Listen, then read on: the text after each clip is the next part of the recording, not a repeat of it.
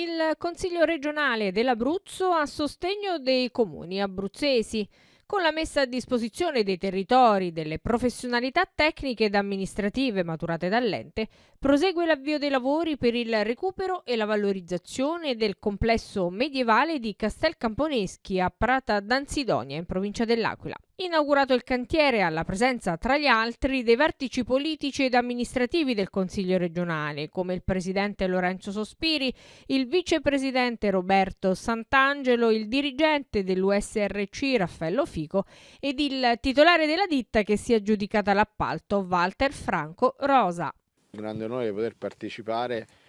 all'inizio della rinascita definitiva di Castel Camponeschi, che non poteva che essere un'opera fuori sacco, diciamo così, perché è un'opera di tutti, di tutto l'Abruzzo, e diventerà un luogo di attrazione nazionale. Vedrete alla fine di tutti i lavori se non sarà così. Sono molto felice di aver, da Presidente del Consiglio, non avrei mai pensato da ragazzo, venendo in questi luoghi, di ritornarci da Presidente del Consiglio regionale dell'Abruzzo per inaugurare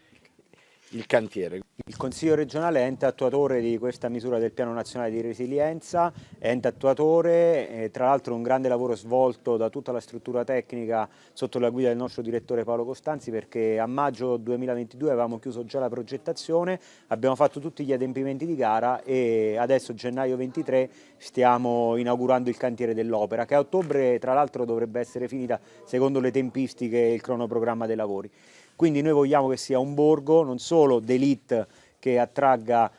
persone che vengano a visitare i nostri territori, ma sia anche un borgo che si ricollega al comune di Prata d'Ansidonia, che non siano due corpi estranei, perché il castello fa parte della storia di questo territorio, il territorio non deve dimenticare da dove viene. Con oggi iniziamo a vedere anche dei primi segnali importanti di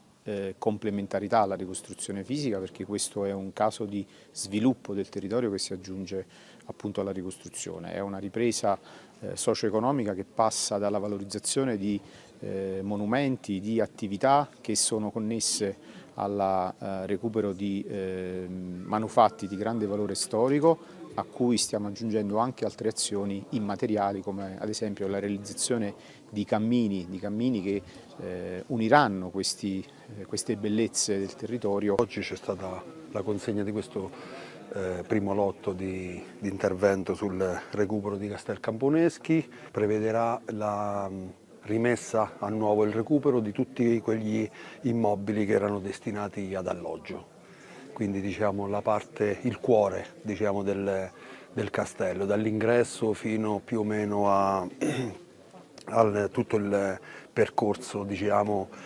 con le viabilità già eseguite.